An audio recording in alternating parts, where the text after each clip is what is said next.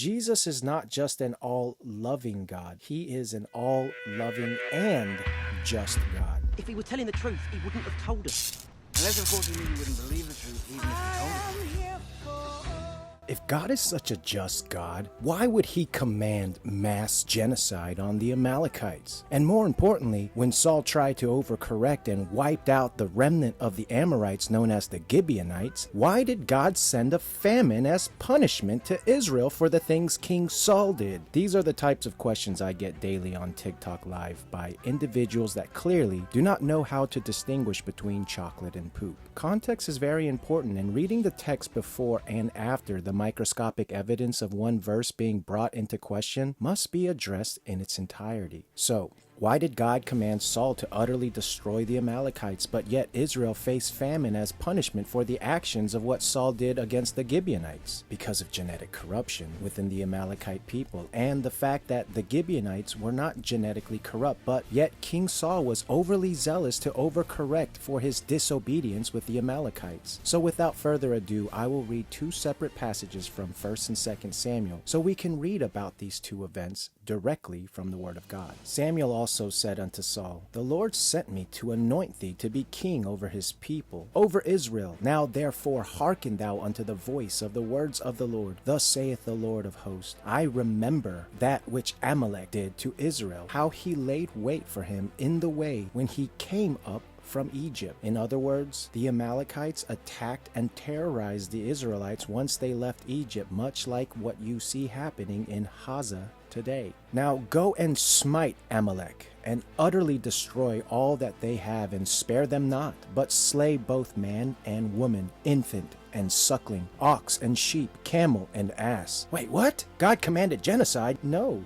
There was genetic corruption in their populations. The Amalekites were among the giants in the land of Canaan. Nevertheless, the people be strong that dwell in the land, and the cities are walled and very great. And moreover, we saw the children of Anak there. The Amalekites dwell in the land of the south, and the Hittites and the Jebusites and the Amorites dwell in the mountains, and the Canaanites dwell by the sea and by the coast of Jordan. Numbers 13:28 through 29. So now that we have connected the dots with genetic corruption, let's continue reading. And Saul gathered the people together and numbered them in Telaim, 200,000 footmen and 10,000 men of Judah. And Saul came to a city of Amalek and laid wait in the valley. And Saul said unto the Kenites, Go depart, get you down from among the Amalekites, lest I destroy you with them. For ye showed kindness to all the children of Israel when they came up out of Egypt. So the Kenites departed from among the Amalekites, and Saul smote the Amalekites from Havilah until thou comest to Shur, that is over against Egypt.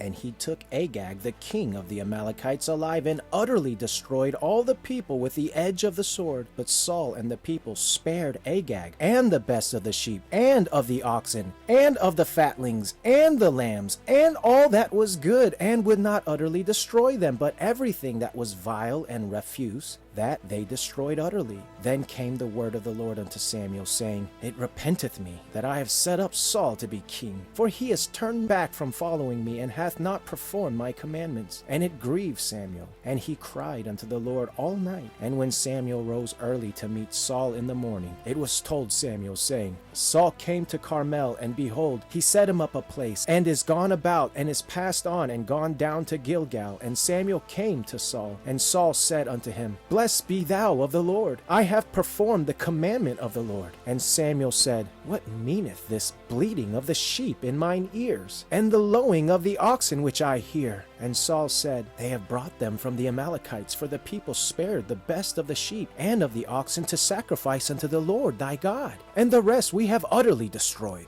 Then Samuel said unto Saul, Stay, and I will tell thee what the Lord hath said to me this night. And he said unto him, Say on. And Samuel said, When thou wast little in thine own sight, was thou not made the head of the tribes of Israel? And the Lord anointed thee king over Israel? And the Lord sent thee on a journey, and said, Go and utterly utterly destroy the sinners, the Amalekites, and fight against them until they be consumed. Wherefore then didst thou not obey the voice of the Lord, but didst fly upon the spoil, and didst evil in the sight of the Lord? And Saul said unto Samuel, Yea, I have obeyed the voice of the Lord, and have gone the way which the Lord sent me, and have brought Agag the king of Amalek, and have utterly destroyed the Amalekites. But the people took of the spoil sheep and oxen, the chief of the things which should have been utterly destroyed, to sacrifice unto the Lord thy God in Gilgal. And Samuel said, Hath the Lord as great delight in burnt offerings and sacrifices as in obeying the voice of the Lord? Behold, to obey is better than sacrifice, and to hearken than the fat of rams. For rebellion is as of sin of witchcraft, and stubbornness is as iniquity, and idolatry, because thou hast rejected the word of the Lord. He hath also rejected thee from being king. 1 Samuel 15, 1 through 23. God prefers obedience over sacrifice. King Saul was a people pleaser. Doesn't this remind you of when you were a child and you would get in trouble and your first response is, they made me do it?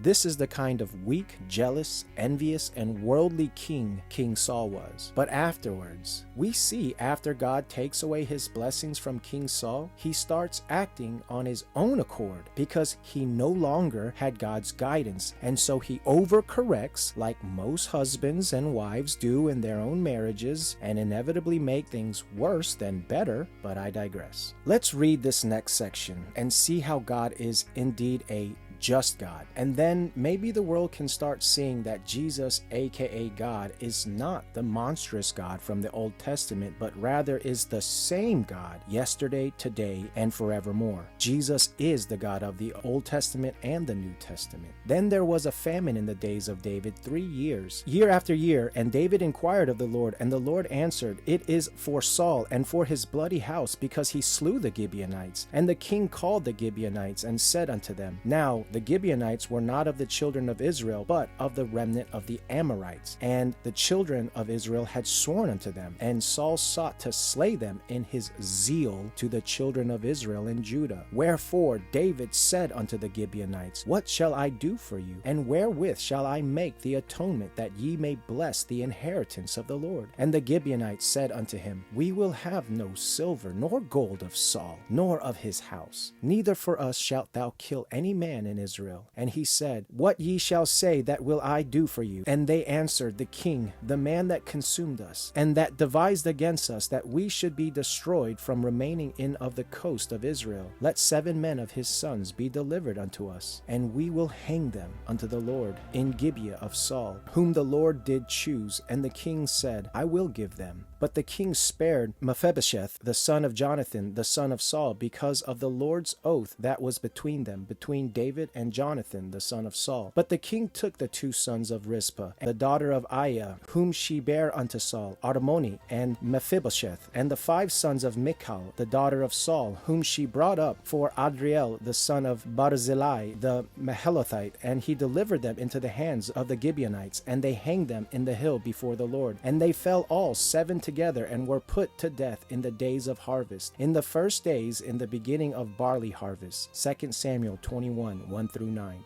Clearly, God showed justice to the Gibeonites despite the fact that they weren't his people. Another interesting thing here is that it's quite a small detail that Michal's 5 sons were put to death, but Michal was King David's wife. So were these sons the sons of King David? No. These 5 sons came from her marriage with one of the men in King Saul's house after King David fled for his life because King Saul was trying to kill him. During all those years while he was on the run, Michal was getting busy and pumped out 5 kids with another man. Then, when she was brought back to King David, she ridiculed him for dancing before the maidservants when the Ark of the Covenant returned to Israel. It goes on to write that Michal never had any children until the day of her death. This would imply King David never touched her sexually after that, so it is only logical to assume those 5 sons came from the other marriage. King Saul's family is the epitome of the stupidity, pride, stubbornness, and witchcraft that you see running rampant today. Many Christians live just like King Saul and think their own logic and reason is the Holy Spirit, only to end up like King Saul in the end, dead, and not just physically, but spiritually. So with this I will close with, trust in the Lord with all thine heart, and lean not unto thine own understanding. In all thy ways acknowledge him, and he shall direct thy paths. Be not wise in thine own eyes. Fear the Lord, and depart from evil. Proverbs 3:5-7.